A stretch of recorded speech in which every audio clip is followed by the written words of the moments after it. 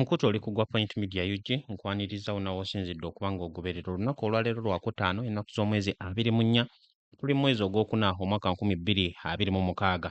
Mu kaseera kano ekimu ku ebyo ebiri ennyo ku mitwe gy'Abannayuganda, in fact ekibobbya emitwe gy'Abannayuganda ly'ebbago erya The Protection of Sovereignty Bill. Mu kaseera kano eriri mu bukiiko obw'enjawulo nga Bannayuganda bagenda mu maaso okuteekayo ebirowoozo byabwe, wabula ng'okusingira ddala bali mu kulwana okulaba ng'ebbago lino teriyisibwa okusobola okufuuka etteeka. Ebbago lino erya The Protection of Sovereignty Bill lyasooka kulabikako mu Parliament wiiki ewedde ku lunaku olwokusatu ennaku z'omwezi nga 15 era Right Honorable Speaker Anita Anet Among bw'atyo teyamala budde bonna n'abeera nga yalisindika mu bukiiko obugenda okulikubaganyako ebirowoozo awamu n'okufuna ebirowoozo by'Abannayuganda balyoke balabe oba ddala linaagenda mu maaso okweyongerayo mu Parliament okuyisibwa oba libeere nga lisuulibwa emabbali. Yabaffe wabeerewo ebyo ebikyusibwamu ebiggyibwamu oba ebyongerwamu. Mu bukiiko buno eno abasobodde okutuula ng'akakiiko kamu Joint Committee kuliko aka Internal Affairs and Defence nga kwotadde n'aka Legal and Parliamentary Affairs. Ng'era eno njaga okutegeeza nti mu kaseera kano wetwogerera omukulu golaba ku screen yo amanyikiddwako nga Leader of Opposition Right Honorable Joel Ssenyo w'ekibiina ekya National Unity Platform agenze mu maaso okuwaayo endowooza ye ku bbago lino na butya bwe ligenda okunyiga Bannayuganda. Ezimu ku nsonga omukulu ono z'agenze mu maaso okwogerako, Ssennyonyi nga ngenda kulaga obutambi mu maaso nnyo katono nnyo agenze mu maaso okutegeeza nti ebbago lino ligenda kunyigiriza ebibiina ebyobufuzi bibeere nga tebikyasobolerako ddala kusolooza oba kukunga musimbi okuva mu Bannayuganda nga kwotadde n'abo ab'amawanga ag'ewabweru. Era Ssennyonyi agenda mu maaso okutegeeza nti kino eno kakati kyeraga lwatu ani gavumenti eno gwegezaako okuba nga enyigiriza. Ssennyonyi mu kwemulugunya kwe mu maaso g'akakiiko kano era agenda mu maaso okutegeeza nti ebbago lino kopi yennyini okuppa kwennyini okw'amateeka agaakolebwa mu Russia awamu ne China nga gano eno gagezaako okunyigiriza oba okuggyirawo ddala ab'oludda oluvuganya awamu nga kwotadde n'okunyigiriza ebitongole eby'ennakyewa bibeere nga tebikuba ttooki oba yadde n'okuvaayo okuvumirira oba okunenya gavumenti ebeera eri mu buyinza. Ensonga endala Joel Ssennyonyi gy'ayogeddeko agamba nti ebbago lino liri mu kutiisatiisa n'okubeerawo obubeezi obw'ekibiina eky'ebyobufuzi kyonna ekiwakanya gavumenti awamu n'okuba nga ligenda kunyigiriza Bannayuganda bangi nnyo bwe kituuka ku nsonga ey'ebyenfuna. Zino nsonga zonna mu maaso awo ngenda kuba nkuwaako omukulu Joel Ssennyonyi ng'agenda mu maaso okubaako n'ensonga z'ategeeza mu kaweefube ow'okwongera okunnyonnyola embeera yonna nga bw'egenda mu maaso. Wabula ate mu buufu bwe bumu mu kwogera ku bbago lino twalabyeko ne Ssaabawolereza wa gavumenti oyo ne ya Attorney General omukulu Kiryowa Kiwanuka ku lunaku olw'ejjo naye yabaddeko mu maaso g'akakiiko kano naye nga ye tali mu kuvumirira oba tali mu kugezaako kuliggisaawo wabula ng'agenda mu maaso okuwa ensonga lwaki ye nga omuwolereza wa gavumenti alowooza nti ebbago lino erya The Protection of Sovereignty Bill 2026 ddala lisaana okuyisibwa lifuuke etteeka era butya bwe ligenda okukwasaganya ensonga zaalyo. Gwampuliriza ku Point Media UG n'ensonga za Attorney General omukulu Kiryowa Kiwanuka nazo zennyini ngenda kuba zikutuusaako bulungi nnyo buli kimu obeere nga osobola okukitegeera. Wabula okutya okuliwo mu kaseera kano nga bwe nzize nga nkunnyonnyolako nti ebbanga lyonna wansi w'obukulembeze bwa Mwami Yoweri Kaguta Museveni okumala emyaka kaakati egiwerako ddala 4 enkyukakyuka ntono nnyo ezikoleddwa naddala mu ssemateeka wa 1995 ng'enkyukakyuka ezo zigenda kuyamba oba kutumbula okubeerawo bulungi kwa Bannayuganda. Ebiseera ebisinga tulaba nti nno amateeka agaleetebwawo oba agakyusibwamu gagenda mu maaso nakubanga gasobozesa Mwami Museveni okwongera okusigala mu buyinza oba sinakindi okunyigiriza abo bonna abavuddeyo nga bamuwakanya okulaba nga bateekebwa ku kisenge nga tebakyalinawo kintu kyonna kye bayinza kukola. Kati mu kaseera kano Robert Kyagulanyi Ssentamu atadde akazito ku gavumenti ya Mwami Museveni naye ng'okusingira ddala yayawukanyeeko ne ba leaders of opposition abalala be tuzze nga tulabako okuva mu mwaka gwa 2021 bwe twatandika ne Dr. Kizza Besigye. Kyagulanyi kye yasalawo ky'ekyokulaba nga ensonga zino eno aziyingizaamu abo abavujjirira gavumenti ya Mwami Museveni ate ng'abo be bagwira abazungu ng'Abamerika Abangereza, Abacanada, Belgium, Netherlands, awamu n'Abagermany nga kw'otadde n'amawanga amalala mangi nnyo. Kyagulanyi ng'ategeeza nti baneeno agenda kuba abalaga ki ekituufu Mwami Museveni kyali. Wabula obuzibu okusingira ddala we bwavudde n'okubanga ebbago lino mu kaseera kano kaakati liri mu kwogerwako na lwaki gavumenti eri mu kulireeta, abatunuulizi b'ensonga bakizzaayo ku the Political Parties and Organizations Act ey'omwaka oguwedde ogwa 2025. Parliament yaliteekawo bw'etyo n'esobola okugatta IPOD wansi w'etteeka lino nga kyetaagisa ne NUP okusooka okutuula mu ntuula eza meeting n'ebibiina ebirala. NUP kiyagaana era okukakkana nga balekeddaawo okugivujjirira. Kakati awo nno ne tulyoka tulaba NUP nga eyali erowoolezebwa nti oboolyawo tegenda kukuba campaign kwetooloola nsi yonna, naye ate abawagizi baayo naddala okuva mu diaspora ne babeera nga baagenda mu maaso okusonda omusimbi ogwasobozesa aba NUP okukola campaigns zaabwe bulungi nnyo. Kaakati kino eno ne kibeera nga kyatiisizza gavumenti eno eriko, era ky'ova olaba nti ebbago kaakati erya the Protection of Sovereignty Bill lireeteddwawo, naye ng'ate litunuulirwa mu ngeri ey'okuba nga ligezaako kulwanisa abo bonna abawakanya gavumenti. Oli ku Point Media UG, buli kimu kyonna tugenda kuba tukifuna bulungi nnyo. Mukulu Joel Ssenyonyi nga bwe nkutegeezezza obutambi bwe tugenda okulaba ng'agenda mu maaso okuyisaamu pointi ze awamu n'okuwakana kwe okulaba nga ebbago lino libeera terisobola kuyisibwamu. Twafunako amawulire wiiki nga ziizo emabega nti gavumenti eyagala ebbago lino libeere nga liyitawo mu bunnambiro, naddala nga palamenti eno ey'e11 tennaba kufundikira. Kyokka jjukira nti palamenti ey'e11 we tunaatuukira mu mwezi ogwokutaano ejja kuba eggalwawo, kubanga mu mwezi ogwo ogwokutaano wakati w'ennaku z'omwezi nga 13 ne 17 we tugenda okulabira ababaka ba palamenti ey'e12 nga bagenda mu maaso okulayizibwa. Kitegeeza nti ssaawa yonna mu bbanga lino erisigaddeyo tuyinza okulaba ng'ebbago lino ligenda mu maaso okuyisibwa. Kakati tugenda mu butambi obw'omukulu Joel Ssenyonyi, Leader of Opposition, ng'agenda mu maaso okuwaayo ensonga ze lwaki alowooza nti ebbago lino teriteekeddwa kuyisibwamu era ligenda kukosa litya Bannayuganda. Wuliriza bulungi ensonga obeere nga ozitegeera ozinnyonnyoka, ate tumaliriza ensonga za Joel Ssenyonyi n'omukulu Attorney General Kiriwa Kiwanuka, naye tugenda kuba tumulaba mu katambi ng'agenda mu maaso okunnyonnyola ye butya bw'alowooza ebbago lino erigenda okuyamba Bannayuganda.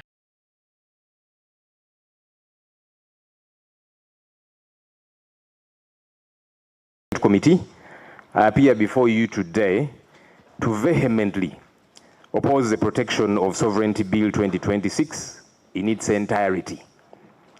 While cloaked in the language of patriotism, a careful legal analysis reveals that this bill suffers from fatal constitutional defects, including unjustifiable limitations on the fundamental rights, dangerous vagueness, and an unconstitutional subversion of the multi-party dispensation.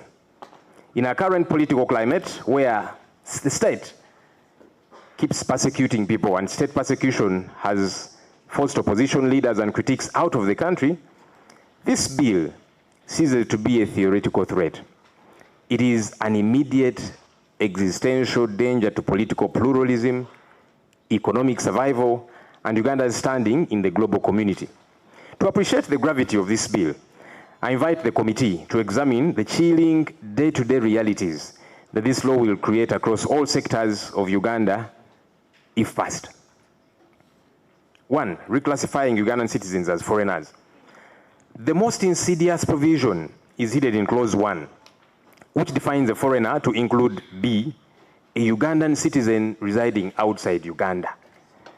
There are numerous Ugandans who live in the diaspora, and they remit over $2.5 billion annually to our country. All these citizens are going to be deemed foreigners by this law. When did this government cease to care about its citizens to the extent of regarding them as non-citizens? Consider a political leader born in Uganda, a registered voter, and a duly elected party president who is forced into exile or out of the country due to state persecution Under clause 1B, the moment that citizen crosses the border to save their life, that law strips them of their Ugandan identity and reclassifies them as a foreigner. Because clause 1 defines an agent of a foreigner as anyone who acts under the direction or control of a foreigner, and clause 2.2a says the act applies to anyone who engages in political activities, for or in the interests of a foreigner. The domino effect is devastating, Honorable Chair and members. Imagine a party official in Kampala receives a WhatsApp voice note from this party president who is out of the country, instructing them to coordinate some party activities. Under this bill, by following those instructions, the party official here in Uganda is guilty of engaging in political activities for a foreigner who left the country. Under clause 14, they face 10 years in prison. Under clause 5.4, they face 20 years in prison. A local party administrator or aide, simply doing their job by taking instructions from their leader, becomes a felon.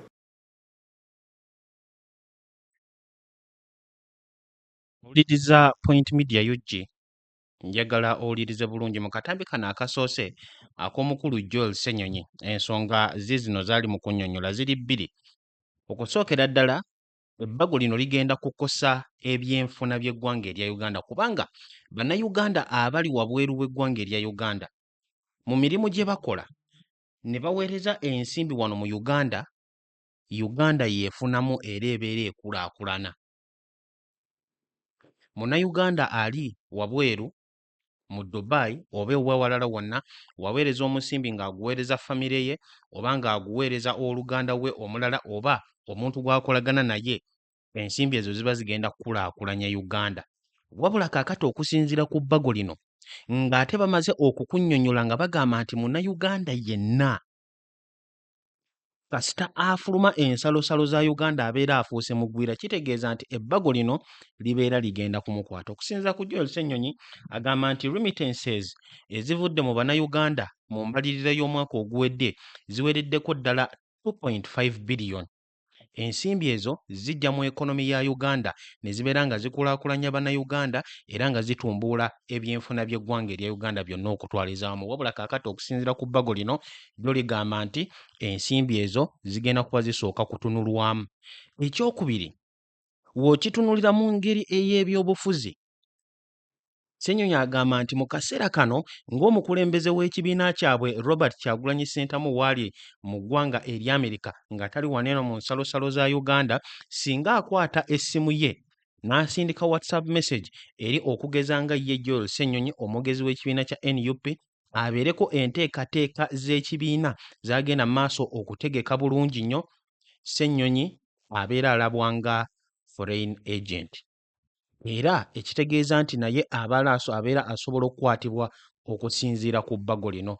Ssenyonyi ekintu kyagenda mu maaso okutegeeza nti ekyo kigenda kukoseza ddala bannayuganda mu ngeri z'otayinza na kuteebereza. Mu katambi akaddako, Joel Ssenyonyi agenda mu maaso okunnyonnyola ng'agamba nti ebbago lino kopi oba kukoppa kwennyini Uganda kwe yakoze okuva ku mateeka agali mu ggwanga erya China nga kw'otadde n'eggwanga erya Russia. Amawanga gano gombiriri gamanyikiddwa okuba nga galina abakulembeze bannakyemalira era nga tebatambulira ku nkola za demokrasiya, wabula bagenda mu maaso okukola byonna byonna bye baba baagadde nga tebakwatwako era nga tebawakanyizibwa. Kaakati Uganda mu kaseera kano newankubadde eri mu kwekweka emabega w'okuba nti ggwanga erigoberera demokrasiya, naye ate mu kuleeta ebbago lino ebeere ng'egezaako okulifuula etteeka. Ssenyonyi annyonnyola ng'agamba nti bino byonna byonna bibeera bigenda kunyigiriza aba opposition awamu ne civil society organizations. Wuliriza bulungi era obeere nga onnyonnyoka ensonga zino.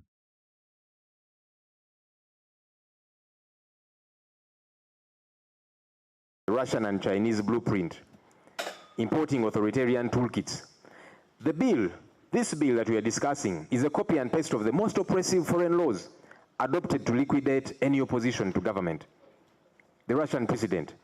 Russia's foreign agent law, which is mirrored in our clause 21, was used to stigmatize NGOs and jail opposition figures like Vladimir Karamazov for 25 years for opposing government policy. Clause 5.4 imports Moscow's playbook to Kampala. There's also the Chinese precedent. Clause 3.2 designates a department responsible for peace and security, that is ISO, as the entity to register agents of foreigners. This mimics China's overseas NGO law, which placed the Ministry of State Security in charge of all NGOs. Handing ISO, in our case, this power means opposition politicians and NGO workers, many of whom I see in this room, will not face auditors. They will face intelligence operatives. Now, let me talk about decimating the NGO sector and humanitarian response. Clause 22 restricts foreign funding to 400 million Uganda shillings annually without ministerial approval. Clause 7.4 makes it a crime, which could fetch one 20 years in jail for an agent of a foreigner to develop a policy without cabinet approval. Consider a local NGO fighting HIV and AIDS. They rely on partnerships with the Global Fund or World Health Organization, which are defined as foreigners under Clause 1. If local doctors sit down with these partners to draft a new national HIV treatment policy and present it to the Ministry of Health without first getting cabinet approval, the local doctors will have committed an offense under Clause 7.4 and could face 20 years in jail. There's the global precedent of India and Ethiopia. India used one of its laws to cancel the licenses of 20,000 NGOs, including Amnesty International, causing a massive collapse in humanitarian aid. Ethiopia's similar law decimated its civil society before they were forced to repeal it. Uganda cannot afford to scare away every international health, education, and refugee support organization, because that's what this bill would be doing. Economic self Okyali ku Point Media UG. Joel Ssenyonyi, Leader of Opposition, ensonga zino ali mu kuzinnyonnyola nga annyonnyola omwana omuto. Era nkiwa mu lulimi mwazoogerera naawe kennyini ali ku Point Media UG ensonga obeera osobola okuzitegeera kubanga okuvuunuliramuuko katono nnyo. Joel Ssenyonyi agenda mu maaso okukola point ng'agamba nti okusookera ddala amateeka gano oba obuwaayiro obuli mu bbago lino eryagala okufuulibwa etteeka bwe buwaayiro bwennyini obuli mu mateeka amawanga nga Russia ne China ge baagenda mu maaso okuyisa era ne basinzirira ku mateeka ago okunyigiriza ab'oludda oluvuganya gavumenti zaabwe nga waliwo n'omukulu gw'ayogeddeko eyasibwa emyaka 25 olw'okuba agenze mu maaso okuwakanya government policies. Kakati wansi w'ebbago lino nzize nga ndi kunnyonnyola enfunda eziwererako ddala nga nkutegeeza nti ebbago lino liri mu kuwa obuyinza eri Minister of Internal Affairs ye abeere nga yasalawo kiriwa gavumenti kyeyagala kiriwa kyetayagala. Of course ekyo gavumenti kyeyagala ekitegeeza nti nno kyekiri mu nkola yaayo era ezo ze government policies. Kyetayagala kitegeeza nti byebyo ebitali government policies. Kakati Ssenyonyi awadde ekyokulabirako ng'agamba nti okusinziira nti abo bonna abali wabweru w'eggwanga erya Uganda mu kaseera kano balabwa nga bagwira ate abo aboogerezeganya nabo oba ababakolera oba ababaemployingibwa ba agents baabwe. Ssenyonyi ategeeza nti newabeera nga musawo waneno mu Uganda akolagana ne World Health Organization nga batudde wansi ne bagezaako okudraftinga butya bagenda okulwanisa obulwadde bwa mukenenya, kutegeeza nti naddala nga tebasoose kufuna approval okuba eri minisita babeera bagenda kuba bamenye ebbago lino. Bajja kuba bamenye etteeka lino era basobola okusibwa paka ku myaka 2. Wabula Ssenyonyi agamba nti kino eno kigenda kukosa ggwanga lya Uganda kubanga NGOs ze baagala okuteekako nnatti zino nga bayitira mu bbago lino ezitera okulwanira eddembe ly'obuntu, ezitera okufuna omusimbi okuva manga agugebwa bweru ne zigenda mu maaso okuguteeka mu bannayuganda okuyambako bannayuganda babeera bagenda kulumwa baba bagenda kufiirwa obulamu bwabwe bajja kuba kufiirwa ebyabwe awamu n'eddembe lyabwe lyonna okutwaliza awamu.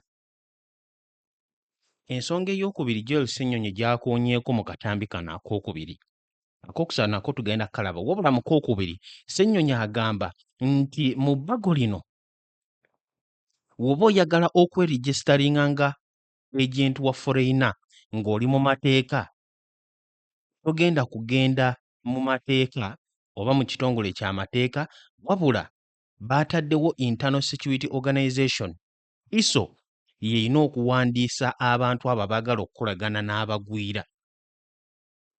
Ekintu ekikuleetera okwewuunya nti ddala ensonga eno eri ku ki? Eri ku mateeka oba eri ku byakwerinda?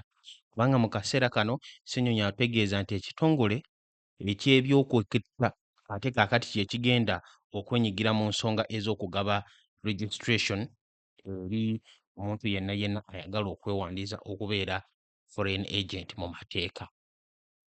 Gwali ku Point Media UG, bino byonna bitunuuliremu obeere nga oyongera okubitegeera era ensonga obeere nga osobola okwongera okuzeekenneenya bulungi nnyo.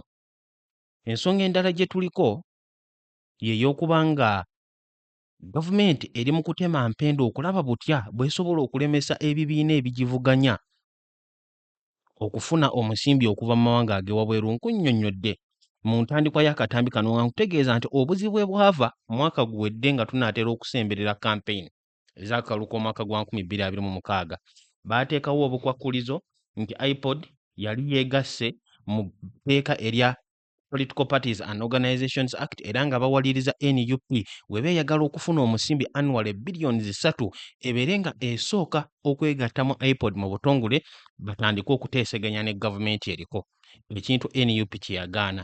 Awo nno gavumenti yali erowooza nti oba oliawo efunzizza NUP era nga tebajja kusobola kukola campaigns zaabwe kwetoloola eggwanga lyonna, wabula ate NUP ng'eyitira mu fundraising mu kukunga obuwagizi baasobola okufuna omusimbi okuva mu bannayuganda abawana ab'ewabweru, wabula okusingira ddala okuva mu abo ab'omu diaspora, ekintu ekyalabise okuba nga kaakati kyatadde gavumenti ku bunkenke era okukakkana ng'ensonga eno bataddewo bbago lino.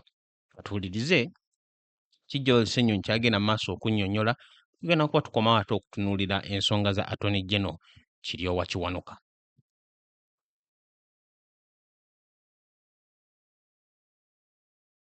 Of Ugandans live abroad. Suppose a Ugandan doctor working in London pays $100, roughly 380,000 Uganda shillings, into the bank account of his local political party in Kampala as membership dues. Because the doctor in London is considered a foreigner under Clause 1B, the local party treasurer has just received foreign funding. If this pushes the party's annual foreign funding to over 20,000 currency points without the minister's approval, the treasurer of that political party faces 20 years in prison under Clause 22, and the funds are forfeited to the state. This is not right. By placing a cap on foreign money, which includes diaspora remittances to parties, the Minister of Internal Affairs is handed an absolute veto over opposition party financing. If the minister dislikes an opposition party, he simply refuses the written approval for their diaspora funding. The party is financially suffocated by state fiat, directly violating our country's constitution. Let me talk about the unconstitutional overbreadth and vagueness of this law, this bill. The legislative drafting of the bill fails the constitutional test against vagueness, granting the executive arbitrary power to punish dissent. This is the catch-all foreigner. Clause 1E allows the minister to declare any person, institution, or body a foreigner. Suppose a local trade union stages a strike demanding higher wages, embarrassing the government. The minister can simply sign a statutory instrument declaring that trade union a foreigner.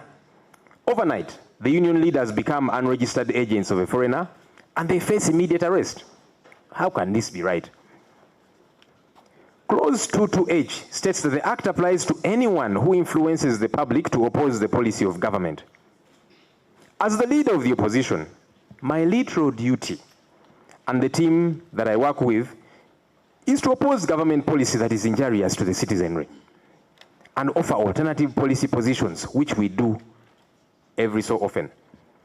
A local civil society group running a radio talk show explaining why a new tax is harmful could be jailed for 20 years. That's problematic. Point me oli Ssenyonyi leader of opposition okusinziira ku ngeri gy'annyonnyodde ensonga eyo esubira nti yeetaaga n'okuddamu okwogerako wabula katono nnyo ku biki by'agenza mu maaso okwogera kagamba nti ebbago lino ligenda kuwa minisita obuyinza bwonna bwonna okusalawo ani mugwira ani atali mugwira.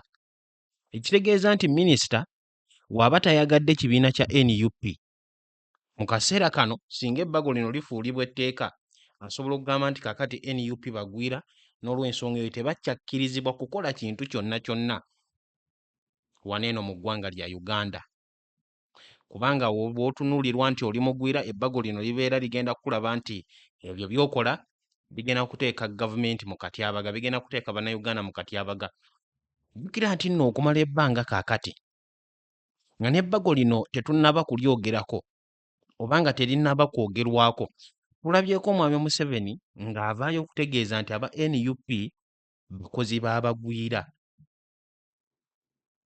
Ate ekyo ye nga General Museveni takirabangamuuko yadde n'obulungi n'obumu, era bw'akyogera bw'atyo nti n'aba NUP nti bagwira ng'ayongerezaako ebigambo ebigamba nti batujju abaagala okutataaganya emirembe gy'eggwanga erya Uganda. Kakati kino kyokka kyokka kikulaga okusinza ku biki General Museveni by'azze ng'ayogera nti ssaawa yonna singa ebbago lino liyisibwa basobola okulangira nti kaakati ekibiina kya NUP bazze nga bakolagana n'amawanga ag'ewabweru ba agents b'aba foreigners oba sinakindi minisita asobola okusalawo okugamba bugambi nti nno ekitongole kya NUP ng'ekibiina ky'ebyobufuzi newankubadde kyawandiisibwa mu mateeka wabula ye nga minisita okusinza ku statutory instrument of power gy'ayina ebbago lino gye ligenda mu maaso okumuwa agamba nti kaakati ekyo kibinja ky'abagwira. Era NUP bw'eti eba egenda kusaanyizibwawo era eba egenda kulwanisibwa nga mugwira oba ng'abagwira so singa ekitongole ky'Abannayuganda. Kansubire ggwe ali ku Point Media UG ensonga zino zonna ogenda kuzitegeera era oli mu kuzifuna bulungi. Kakati awo we tugendera ku mukulu Attorney General Kiryowa Kiwanuka, Ssaabawolereza wa gavumenti nga naye agenda mu maaso okwogera ku nsonga eno, annyonnyola era ng'ategeeza nti ebbago lino ligenda kuyambako buyambi Bannayuganda. Ebbago lino ligenda kusobola okukakasa nti nno abagwira tebayingirira nsonga za ggwanga lya Uganda. Katuwulirize Attorney General Kiryowa Kiwanuka okusinziira ku nsonga naye nga bw'agenda mu maaso okuzinnyonnyola.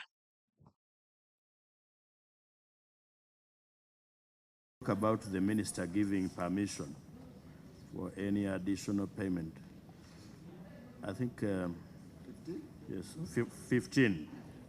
15, no? Yes. Why don't I just proceed with my transaction normally, but with the duty I, to no, declare? I think that you talk about 22, that's what I'm Yes, being told. then you criminalize. A person or that. agent or foreigner shall not directly or indirectly obtain, solicit, or receive any financial support, donation, loan, or other assistance from a foreigner, whether in cash or in kind, in the excess of 20,000 currency points within a period of 12 months without the written approval of the minister.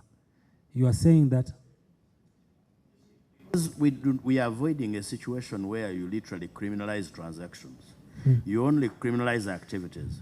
Other than seeking permission, let me transact, I declare, and if I am found not to have declared or even committed a crime, so be it, then you charge me. But the moment you say written permission, you're taking us back to Idi Amin.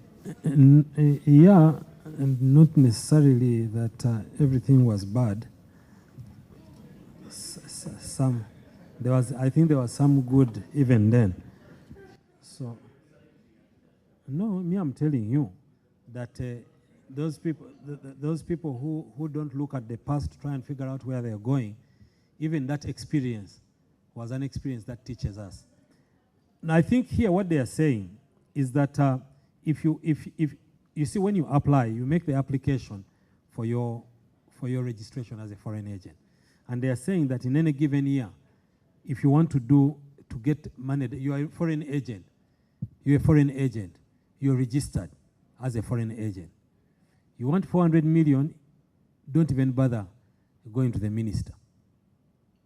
You register as a foreign agent, and they know that so-and-so is there as a foreign agent.